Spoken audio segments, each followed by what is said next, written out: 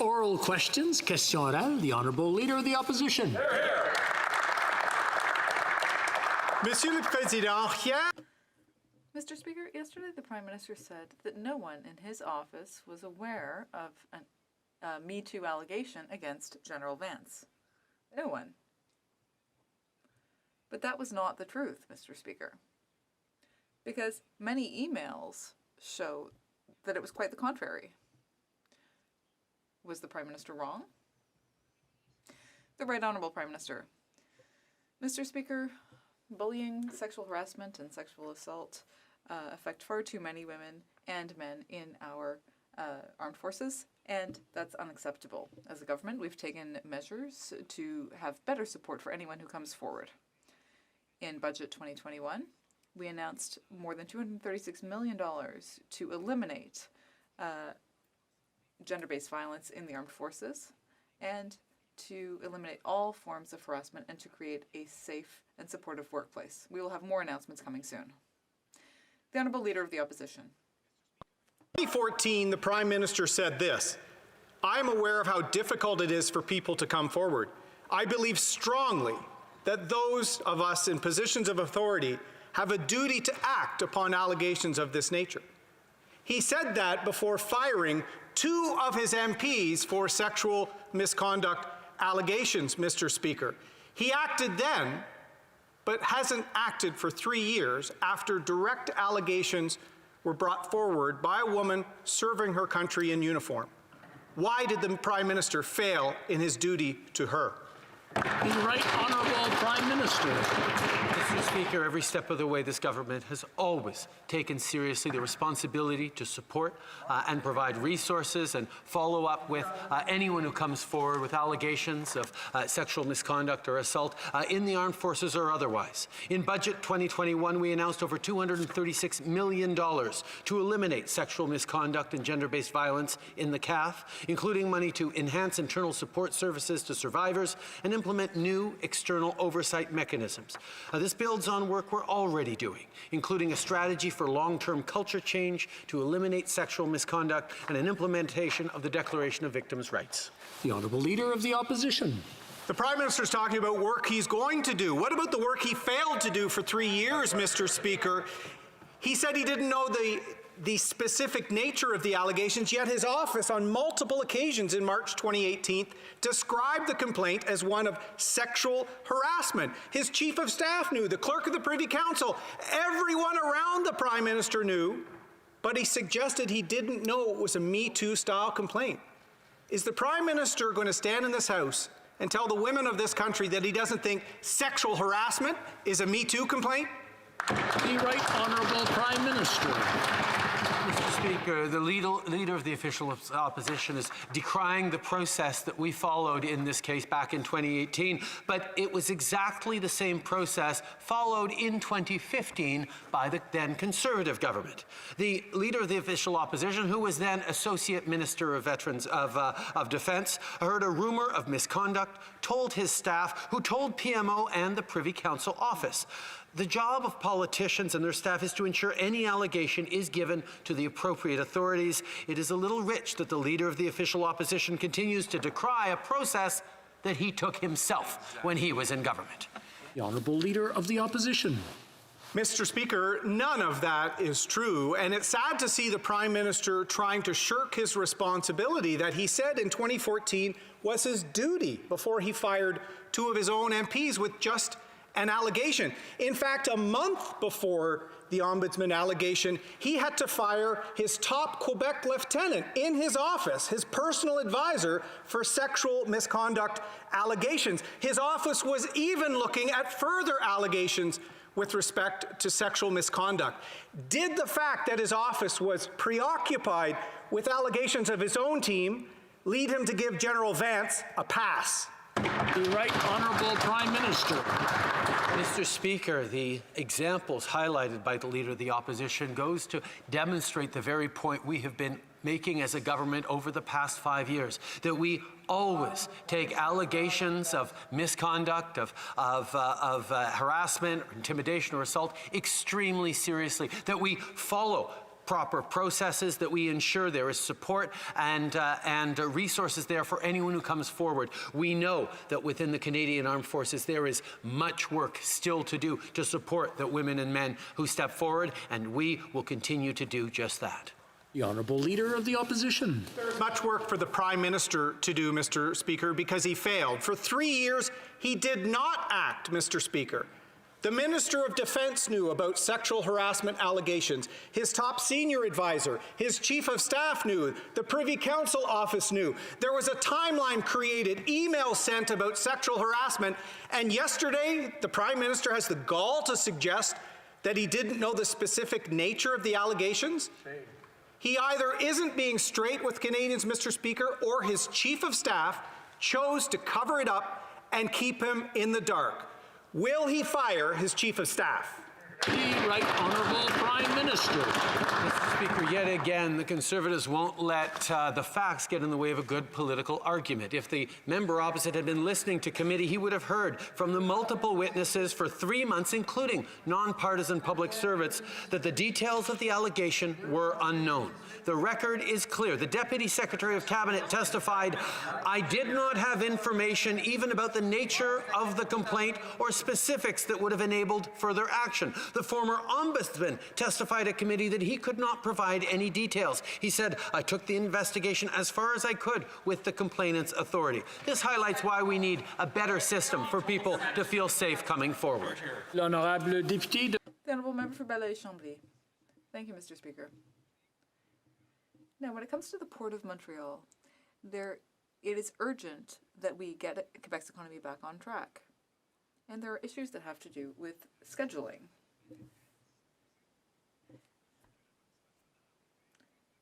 Now, does the special law deal with what the employer did on April 9th? The parliamentary secretary told us that the content of the law meant that any unilateral modifications made by either party in April 2021 were excluded. So I understand that this has to do with workplace scheduling. And can the Prime Minister confirm that? The Right Honourable Prime Minister. Mr. Speaker, the Port of Montreal plays a central role in the Canadian economy, but particularly Quebec's economy. The current work stoppage is causing serious delays that could last for a long time yet. This is not a decision that we took lightly. We believe in the negotiation process. That's why we've been working with the parties for 2 years. We made this decision only after having had exhausted all other options. We hope that we will be able to move forward together for Quebec and Canada. The Honourable Member for Belleuil-Chambly. Well, I won't act as though he didn't understand the question. And I won't act like he doesn't want to answer the question. My question is, now, this special law is coming after 2 years, but they really did nothing up until then. They waited until the first day of the strike. Now, does this special legislation have to do with the workplace scheduling that was imposed unilaterally by the employer on April 9th? The assistant to the Minister of Labour says that that was the case. So can the Prime Minister say yes or no? The Right Honourable Prime Minister. Mr. Speaker, it's important for us to look at the facts. Since October 2018, the Federal Mediation Service facilitated over 100 days of bargaining. Furthermore, my colleagues communicated with both parties a number of times to encourage them to work with mediators in order to find an agreement. So, will the Bloc Québécois help us unblock the port and Quebec's economy by allowing us to resume work there? Will they help us set up a neutral arbitration process to resolve the dispute and arrive at a new collective agreement? The Honourable Member for Burnaby South. Day of mourning, a day we reflect on those who lost their lives while going to work, and the fact that no worker should ever lose their life going to work. And one of the things the experts agree, one way we can protect workers so they don't get sick when they go to work is better paid sick leave.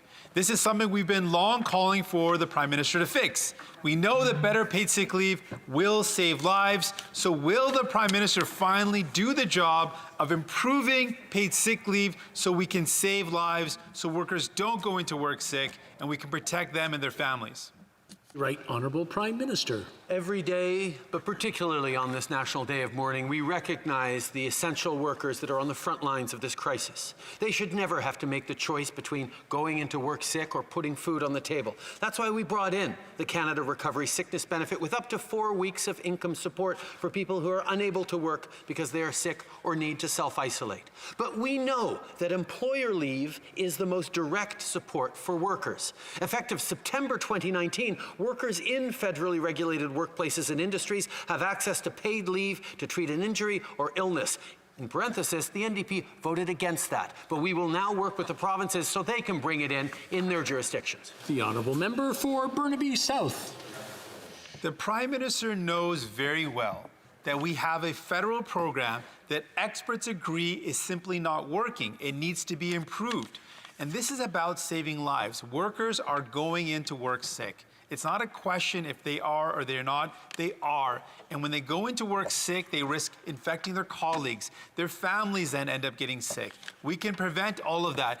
In fact, Australia and New Zealand have some form of national paid sick leave that works. So will the Prime Minister get the job done, improve paid sick leave to protect workers and save lives?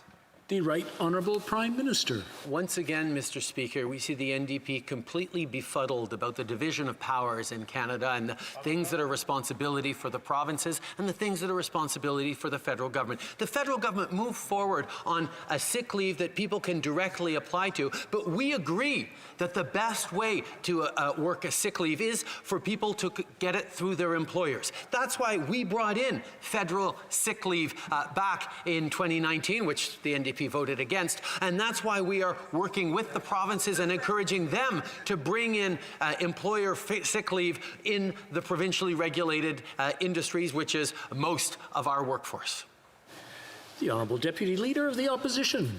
When it comes to sexual harassment claims against Canada's top soldier and the fact that he believed he was untouchable and had Canada's top politicians under his control, as Vance did, the buck always stops with the Prime Minister. Now, the Prime Minister is positioning Katie Telford to take the blame. Lord knows she's not the first woman he's thrown under the bus.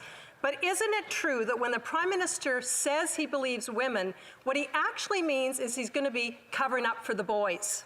The Right Honourable Prime Minister. Mr. Speaker, I am pleased to see the member opposite highlight the responsibilities of the Prime Minister in these issues because there were questions and allegations about General Vance before he was even appointed to the position of Chief of Defence Staff under the previous Prime Minister, in which the leader of the official opposition was Associate Minister of Defence.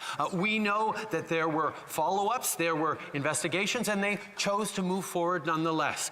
We moved forward with processes back in 2018 that weren't able to come through because the complainant did not want more information disclosed. The Honourable Deputy Leader of the Opposition.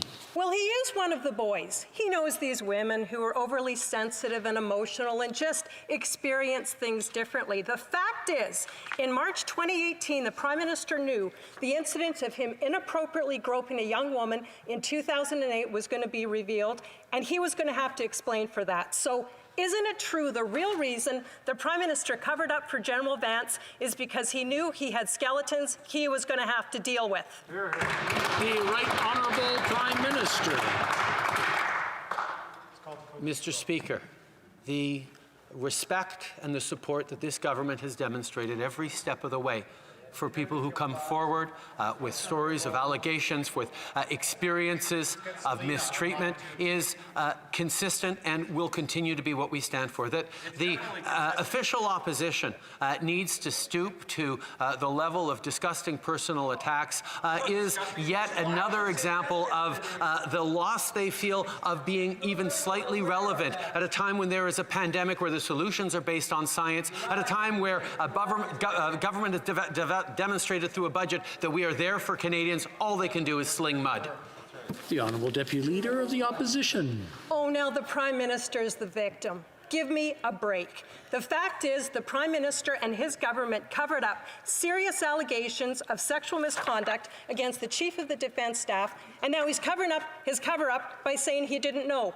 It's just not believable.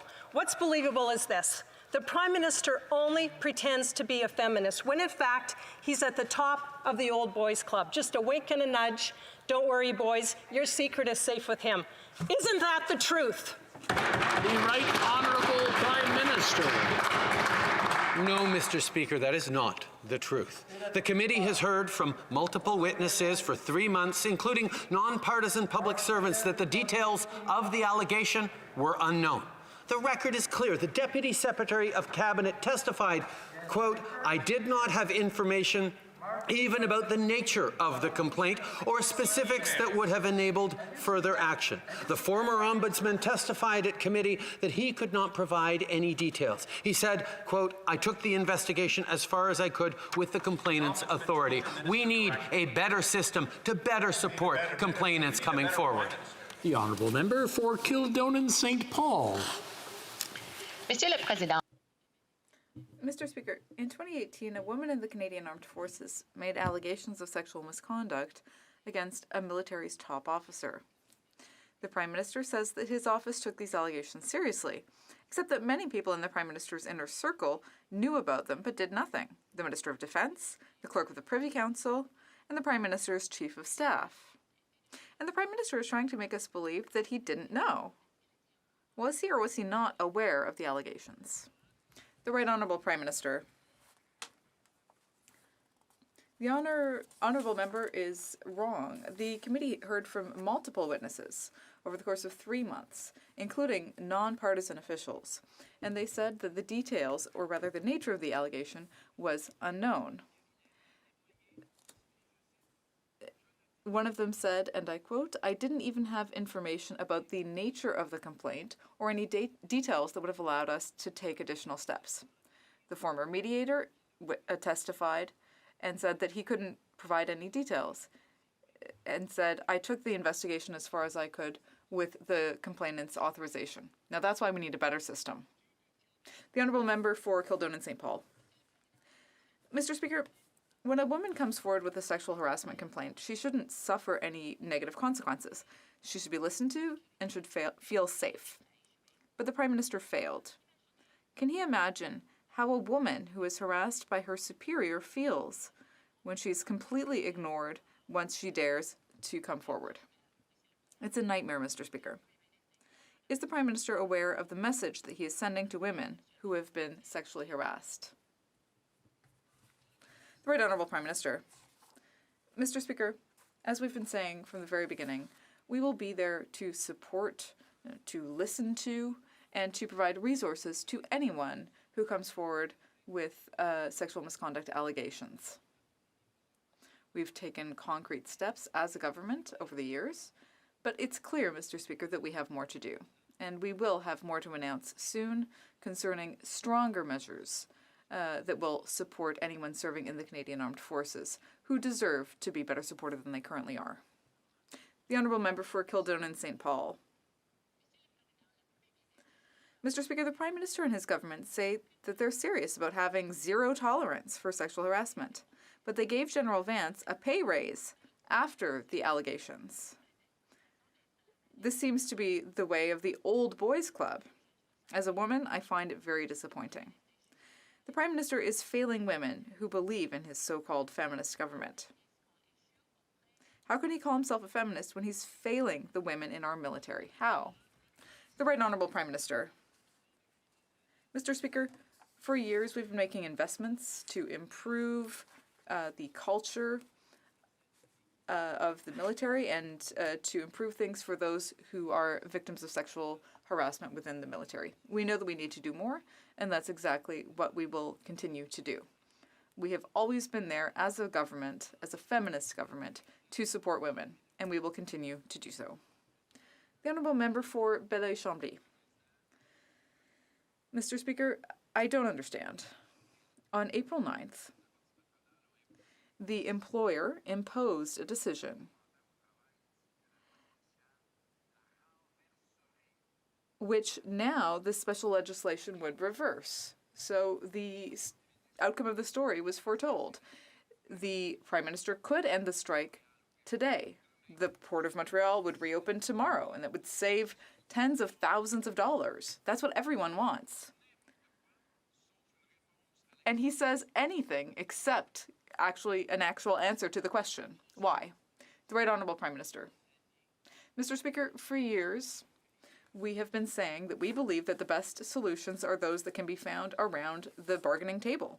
That's why we have long supported the work happening between employer and employees, and we will continue to support that work. But in the face of a crisis that could have extremely negative consequences for our economy and for workers and citizens of Quebec, we had to take action. We don't want to impose working conditions. Rather, the goal was to impose neutral arbitration that would lead to a solution. That's why we took action. The Honourable Member for Belleuil-Chambly. Well, I understand, Mr. Speaker. The proof that the government thinks that we need to resolve this by negotiation is that they're coming forward with a special law. It just makes no sense. The union asked the employer whether they agreed that they should cancel the decision of April 9th, and they said, well, we'll tell you after we see the special legislation.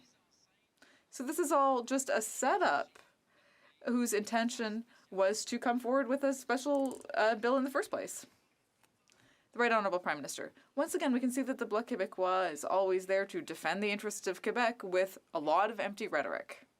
But the Bloc can't actually settle for empty rhetoric here, because here they have the option of taking action. So will they support a bill that would allow us to safely reopen and resume activities at the port, that would set up a neutral arbitration process to resolve the dispute, and that would then lead to a new collective agreement? Will they allow the port to reopen and get Quebec's economy going again? For Selkirk, Interlake, Eastman. Mr. Speaker, the Prime Minister can't keep his story straight. First, he said he learned of the allegations of sexual misconduct against Gen Vance in the media. Then he said he just didn't know the specific details. Now he's saying he didn't know it was a Me Too complaint, even though the senior staff in his office, including the Prime Minister's chief of staff, were using the term sexual harassment. So pick your poison, Mr. Speaker. Did Katie Telford lie to the Prime Minister about the severity of the complaint? Or has the Prime Minister been misleading Canadians? The Right Honourable Prime Minister. Mr. Speaker, I can understand how desperate the Conservatives are to fall back on attacks. Instead of talking about a budget that is there to support Canadians through this issue, and instead of talking about the COVID crisis and the science that is going to get us through, instead they're choosing to neglect what the committee itself has put forward from multiple witnesses, that the details of the allegation were unknown. The Deputy Secretary of Cabinet testified, quote, I did not have information even about the nature of the complaint or specifics that would have enabled further action. The former ombudsman testified at committee that he couldn't provide any details and took the investigation as far as he could with the complainant's authority. Honourable Member for Selkirk, Interlake, Eastman. Well, Mr. Speaker, the Prime Minister is forgetting that we've had multiple witnesses, including the Ombudsman, including the clerk to the Cabinet, all saying that it was sexual misconduct in nature and have it in emails. Mr. Speaker, the Prime Minister's Chief of Staff and his own senior advisor, Elder Marquez, exchanged emails in March of 2018 discussing sexual harassment allegations against Gen Vance. Mr. Marquez told the Defense Committee that even Katie Telford's assistant knew about the allegations, but somehow the Prime Minister wants us to believe he was left in the dark. Is the Prime Minister telling us that the assistant to his Chief of Staff was aware of serious allegations against Canada's top soldier, but somehow the Prime Minister of Canada wasn't? Right Honourable Prime Minister. Mr. Speaker, we put forward a number of processes over the past years to strengthen and encourage the supports for anyone coming forward with allegations of mistreatment, of harassment, assault, intimidation, or anything. We know we need to strengthen that system because still people are not feeling supported as they come forward. That is why we will continue to work properly. We will continue to respect the wishes of complainants to come forward to remain anonymous, but we will also ensure that there are proper processes in place to follow up whenever possible to ensure there are consequences. Honourable Member for Selkirk, Interlake, Eastman. Oh, Mr. Speaker, that's true unless you're a woman in uniform in the Canadian Armed Forces. The Prime Minister ignores those complaints. Look, the Prime Minister claims to be a feminist, claims to believe all women, claims to have zero tolerance for sexual misconduct, but he took zero action and left General Vance in charge of our military and in charge of Operation Honor for years after these allegations surfaced. If the Prime Minister's claims are actually true and he had known General Vance was accused of sexual misconduct in 2018, would he have fired him? It is interesting to see the Conservatives continue to complain about a process that they themselves used in 2015. The leader of the official opposition, who was then the Associate Minister of Defence, had heard a rumour of misconduct, was the Minister of Veterans Affairs, told his staff, who told PMO and the Privy Council office. The job of politicians and their staff is to ensure that any allegation is given to appropriate authorities. The leader of the official opposition continues to decry a process that he himself undertook. The Honourable Member for Selkirk, Interlake, Eastman. Well, Mr. Speaker, if the Prime Minister had followed our process, he would have done like Stephen Harper did and sat down with General Vance and drilled him personally. Now, we have again that the Prime Minister fails to recognize that General Vance was in place during these investigations. We are calling for more accountability. The women and men who serve in uniform are calling for more accountability. We know that the Prime Minister's Chief of Staff lied to the Prime Minister and covered up these serious allegations about our top soldier. They oversaw an increase of $50,000 in salary to General Vance. They extended his contract. So again, if the Prime Minister's claims are true, and he had known General Vance was accused of sexual misconduct in 2018, would he have fired? The Right Honourable Prime Minister. Once again, Mr. Speaker, we see that the Conservatives simply have no grasp of process or responsibility in this, because it is not the business of politicians to investigate or to create a process, to follow up on a process. It is the job and responsibility of politicians to ensure that independent, appropriate authorities follow up responsibly. And that's exactly what we ensured in this case when the Minister of National Defence forwarded that complaint and the ombudsman to the appropriate authorities, and they embarked on a process. The Honourable Member for Burnaby South. At the end of the day, it is very clear that the Prime Minister knew about the allegations against General Vance. But what we want to know is, what is the Prime Minister going to do now? Right now, the message being sent to women in the Canadian Forces is, if you raise a complaint, and even if it makes it to the highest level, nothing gets done. That will send a chilling message to women across this country, and currently sends a message that women are not safe in the Canadian Forces. So what is the Prime Minister going to do? Will he let the minister that allowed this to happen remain? Will he bring in place some accountability? What will this Prime Minister do to protect women in the Canadian Forces? The Right Honourable Prime Minister. Speaker, anyone who serves in our military and indeed works in any office or any workplace across this country deserves to have the supports and resources if they come forward with allegations or concerns, and indeed should be in a workplace free from harassment or intimidation or assault. That's why in Budget 2021, we announced over $236 million to eliminate sexual misconduct and gender-based violence in the CAF, including enhancing internal support services to survivors and implementing new external oversight mechanisms. And I can inform this House and all Canadians that we will be coming forward very soon with concrete plans on how we deliver exactly that. The Honourable Member for Burnaby South. This year has been a very difficult year with a global pandemic of COVID-19, and it's been a very complex tax season for a lot of families. And we know that families who depend on benefits to keep food on the table and to pay their rent need to file their taxes, but they just need more time. The deadline is fast approaching. It's this Friday. So my direct question for the Prime Minister, will the Prime Minister extend the filing deadline for taxes so families can continue to get the support that they so desperately need? Right Honourable Prime Minister. Mr. Speaker, throughout this pandemic, CRA has been there to support Canadians, including delivering the CERB, recovery benefits, and the wage subsidy. And for this tax season, we're providing targeted interest relief to Canadians who received COVID-related income supports. They will not be required to pay interest on any outstanding income tax debt for the 2020 tax year until April 30th, 2022.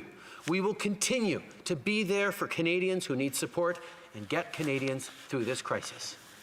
The honourable member for London West. Mr. Speaker, it's a harsh reality that cancer is the leading cause of disease-related death in Canadian children. Pediatric cancers are different from adult cancers. For one thing, they grow faster. One of my constituents, Kim Vanderscheld, has watched her daughter Olivia struggle with cancer for most of her life. Kim asked our government to do more for childhood cancer research. Can the Prime Minister tell us what the budget will do to support pediatric cancer research and help these brave children and their families? Right Honourable Prime Minister. Mr. Speaker, I'd like to thank the member for London West for all her work for her constituents, including her constituents, Olivia's parents, who I got to sit down with, who have been advocating a long time for this noble cause that affects far too many parents across the country. Budget 2021 proposes to provide $30 million over 2 years to the Canadian Institutes of Health Research to fund pediatric cancer research that can lead to better outcomes and healthier lives for these young patients. This funding will support promising research projects with the greatest potential for fighting pediatric cancers. Thank you to everyone who's advocated for this. The honourable member for Leeds, Grenville, Thousand Islands, and Rideau Lakes. Well, we've seen the Prime Minister try and dodge answering questions today, and that's pretty consistent because we've heard from him that he doesn't like the facts. And when he hears the facts on CNN or sees them in the Globe and Mail or Post Media or in Global News' reporting, he calls it fake news. So if Canadians are expected to believe the Prime Minister that he didn't actually know, here's a very simple question. If the Prime Minister had been made aware of the allegations of sexual misconduct by General Vance, would he have fired him? The Right Honourable Prime Minister. Mr. Speaker, it is incredibly important that there be a system and a set of resources for anyone who comes forward with allegations of misconduct or sexual harassment, and it is incredibly important that processes be followed in that situation. When the Ombudsman came forward with allegations, we pushed forward, the Defence Minister ensured that those allegations were directed to the appropriate authorities who had the capacity to follow up on a process. It is important, Mr. Speaker, that women be believed, and it's important that there be a process, and that's what we will always ensure. The honourable member for Leeds, Grenville, Thousand Islands, and Rideau Lakes. The Ombudsman was crystal clear with the Defence Minister that the allegations were about sexual misconduct perpetrated by the Chief of the Defence Staff on one of his subordinates. And that information was given to the Prime Minister's office, and he failed to act. We hear a lot about ministerial accountability from this government, and now we're hearing about systems that they might implement someday, 3 years after this complaint was made, and after they gave a raise and extended the contract and then gave a high five to the perpetrator on his way out the door. So who is this Prime Minister going to hold accountable? Who is he going to fire? Right Honourable Prime Minister. Mr. Speaker, it is incredibly important that there be proper process in all these situations. Yes, we need to create the support and the resources there for anyone who comes forward, who has the courage to come forward and push back against a terrible toxic culture that has gone on for far too long in many institutions, including the Canadian Armed Forces. But we also need to ensure that that process can follow through. In this case, the Ombudsman was unable to provide further information to the people responsible for the process. The honourable member for Leeds, Grenville, Thousand Islands, and Rideau Lakes. There was a process, and it was exercised by the victim. She brought her complaints forward, and this Prime Minister failed her. He failed to act. His office was made aware exactly of these allegations, that they were sexual in nature. And then he promoted the perpetrator. He extended his contract. He gave him a raise. No action was taken. So if this Prime Minister is to be believed, and that he did not know, and that means that the Minister of National Defence or his Chief of Staff perpetrated a cover-up, Who is he going to fire? The Right Honourable Prime Minister. Again, Mr. Speaker, this is the same process that was used by the then Conservative government in 2015. The leader of the official opposition heard a rumor of misconduct, told his staff, who told PMO and the Privy Council office. It is the job of politicians and their staff to ensure any allegation is given to the appropriate authorities. They put forward that process in the same way that we did. The difference is they ended up appointing the individual Chief of Defence Staff. Honourable Member for Leeds, Grenville, Thousand Islands and Rideau Lakes. Well, let's talk about leadership. Prime Minister Harper heard a rumor, had the head of CSIS investigated, and then had the courage to sit down, look the general in the eye, and ask him questions about it. What did this Prime Minister do? He hid behind his Chief of Staff and the Minister of National Defence. He did nothing. And the difference between Prime Minister Harper and this Prime Minister, among many, Prime Minister Harper was presented with evidence, was presented with a rumor, and this Prime Minister was presented with evidence and did nothing. Who is he going to fire for this failure to these women in the Canadian Forces? The Right Honourable Prime Minister. Prime Minister Harper was presented with a rumor and still appointed him and the process involved in politicians checking with their buddies, checking with individuals to see whether or not they should move forward or not is not a process at all, Mr. Speaker, and it actually proves the entire point that the system that we have right now is inadequate to support women and men who come forward with serious allegations regarding misconduct in the military. That is why, Mr. Speaker, we are moving forward with much stronger measures to change the culture in the military and support every survivor. The Honourable Member for Belleuil-Chambly.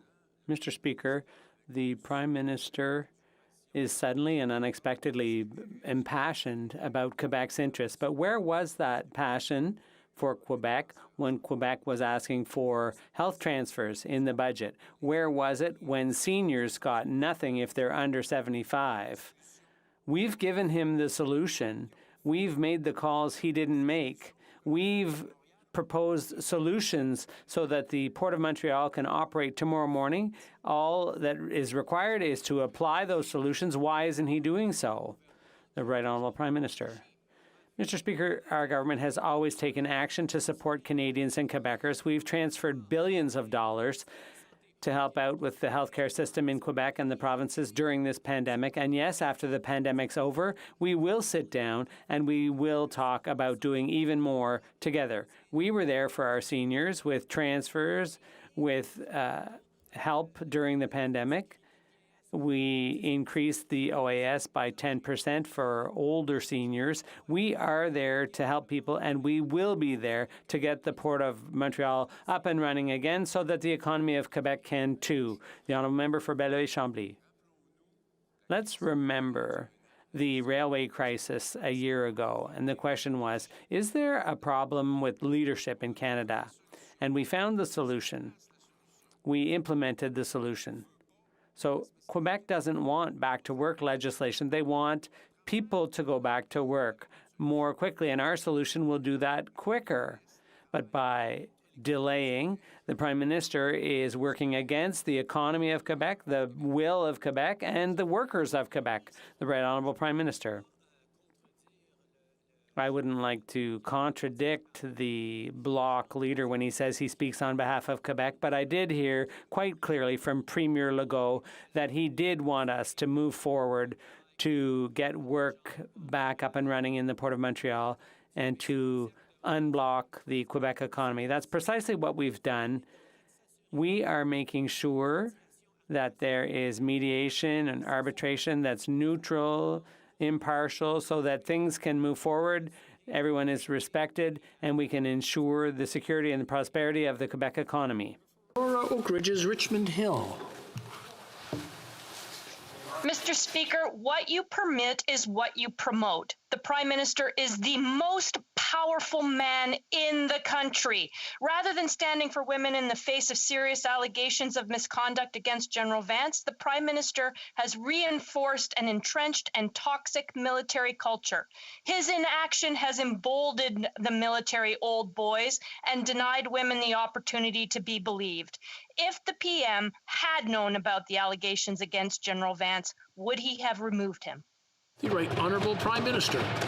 Mr. Speaker, it is incredibly important that we create a system that we don't have at this point. Even with all the improvements that have been made, we need to ensure that anyone who has been affected by misconduct, by sexual assault, by harassment, is able to come forward in all comfort and engage in a proper process that will lead to consequences. We simply do not have that right now, Mr. Speaker, and we have worked very hard to ensure that there are processes in place, but we know there's more to do, and we will be announcing more extremely shortly.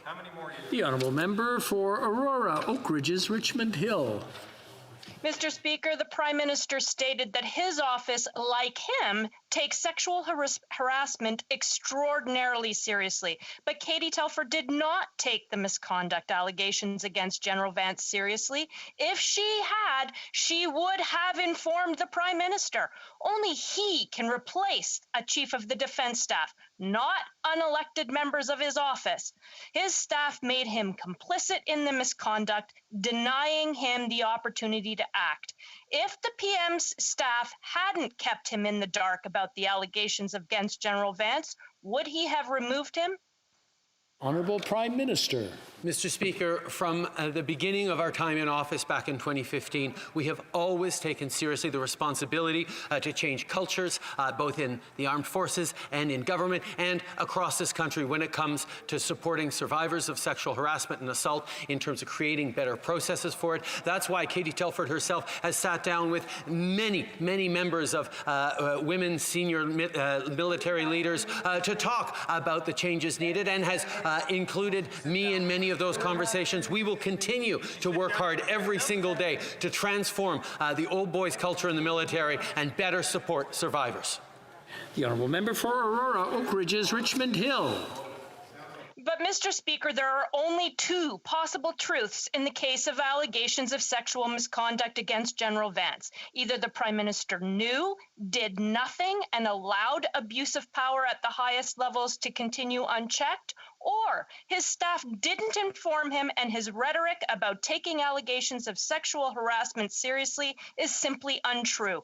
The process is that all roads lead to the Prime Minister. If the Prime Minister had known about the allegations, would he have removed General Vance? The Right Honourable Prime Minister. Mr. Speaker, once again, the member opposite is not being forward with the truth. We heard from allegations, we heard clearly from testimony at committee when the Deputy Secretary of Cabinet testified that she did not have information even about the nature of the complaint. The former Ombudsman could not provide any details. He took the investigation as far as he could with the... I'm just going to stop the Right Honourable Prime Minister. I'm having a hard time hearing him. There's some bantering going back and forth. I'll let him start over if you don't mind. I just want to remind the honourable members that we all want to hear the questions and the answers. Mr. Speaker, at committee, there were hearings from multiple witnesses for 3 months, including nonpartisan public service, who made clearly known that the details of the allegation were unknown. The Deputy Secretary of Cabinet testified that she did not have information even about the nature of the complaint or specifics that would have enabled further action. The former Ombudsman testified at committee that he couldn't provide any details. He took the investigation as far as he could with the complainant's authority. It is important to support complainants in their desire for privacy, but it is also important that we create better systems in which they will feel properly supported. The Honourable Member for Brampton North. Mr. Speaker, many of my Brampton North constituents are concerned about the third wave of the pandemic.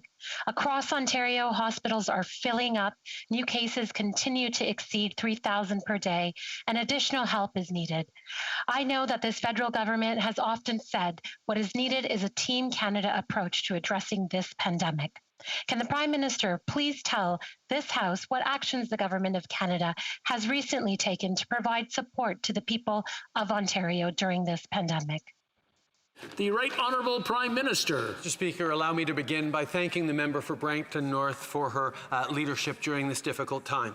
I want to reassure all Canadians that we will always be there to provide assistance to provinces and territories. Just this week, we approved a request to deploy immediate support to Ontario through deployment of the Canadian Armed Forces and redeployment of the Canadian Red Cross. Over the course of this pandemic, we have now approved 70 requests for assistance, including 22 from Ontario. We will continue to do whatever it takes for as long as it takes to help Canadians get through this COVID-19 pandemic. L'honorable député de Charbonneau. The honourable member for Charlesbourg, Haute-Saint-Charles. Mr. Speaker, the email shows clearly on March 2nd, 2018 that there were sexual harassment allegations against General Vance, but the Prime Minister says he wasn't aware. Even if his senior officials, his minister and his own chief of staff were aware, the Prime Minister said he didn't know. If he had known, would he have sacked General Vance? The Right Honourable Prime Minister. Mr. Speaker, that email from the Chief of Staff's assistant, in her testimony before the committee, she said, I didn't even have any information about the nature of the complaint or the details that would have made it possible to take further steps. Mr. Speaker, we followed a process in this situation. We always need to assiduously comply with the procedures in cases of complaints like this, and clearly the system has to be improved to better support victims in the future. The honourable member for Charlesbourg, Haute-Saint-Charles. Mr. Speaker, I knew about the processes when I was in the forces, and I know that if I was still there, if this happened, the person would have been fired. The Prime Minister talks about procedure and paper and email. Did he know or didn't he know that there was a sexual harassment complaint against General Vance? And if so, would he have fired him? The Right Honourable Prime Minister. Mr. Speaker, I've said this many times. I wasn't aware of the nature of the allegations against General Vance. My office and the Minister of Defense forwarded that complaint to put it into a regular process, the same process that the Conservative government used before 2015, in order to ensure that there was proper follow-up on the complaint. Unfortunately, the system wasn't sound enough to serve the complainant in this case, but we will improve the system. The honourable member for Charlesbourg, Haute-Saint-Charles. Mr. Speaker, someone said nobody knew it was a Me Too complaint. We didn't have information on the nature of the complaint, of the allegation. Who said that? Well, obviously it was the Prime Minister. His office, documents obtained by Global News show that his office asked bureaucrats to open a probe and were informed that the allegation was about sexual harassment. If the Prime Minister maintains his claim that he didn't know, I'd like to know, if he had known, would he have fired General Vance? This is the umpteenth time we've asked this question. The Right Honourable Prime Minister. Mr. Speaker, each time I'm answering that we need to have a sound process to base such decisions on. Unfortunately, in this situation, the process, which was the same process that the Conservative government followed previously, they're the ones who chose General Vance as Chief of the Defence Staff. Unfortunately, that process didn't produce results. Unfortunately, we're in a situation where we have to recognize and greatly improve the system, and that's precisely what we're going to do. The honourable member for Longueuil, Charlemagne. Mr. Speaker, COVID-19 has had a huge impact on all Canadians, particularly students and young people. The economic recovery of our country depends on the ability of young Canadians and students to continue their studies and acquire the work experience they need to start their careers. I'm very happy that so many jobs will be created thanks to an investment of over $2 million under the Canada Summer Jobs Program. Can the Prime Minister inform the House what efforts have been made to support young Canadians? The Right Honourable Prime Minister. Mr. Speaker, first of all, I'd like to thank the member for Longueuil-Charlemagne for her tireless advocacy on behalf of our young people. Since the start of the pandemic, we've provided over $7.4 billion in support for young Canadians. In Budget 2021, we're injecting an additional $5.7 billion to alleviate student debt and create new training and job opportunities. Today, we announced a record number of jobs, 150,000 of them, are now available through Summer Jobs Canada, which means even more opportunities for young Canadians than ever before. Burnaby South. L'Université Laurentian University is essential to Northern Ontario, particularly for Indigenous communities and Francophones. But at this point in time, Laurentian University is in a full-blown crisis, and the Liberals are leaving them to their own devices. Northern communities deserve better. Will the Prime Minister take action to save Laurentian University? The Right Honourable Prime Minister. Once again, Mr. Speaker, the NDP leader is showing that he doesn't understand anything about federal, provincial jurisdiction. We are following the situation closely. We're in direct contact with the province on this matter. Our thoughts are with all those who've lost their jobs and all employees and students who are going through this difficult situation. We will continue to support post-secondary educational institutions because the future of our young people and our country depends on that. We're willing to work with the provinces and territories to get there because this is a matter that comes under their jurisdiction.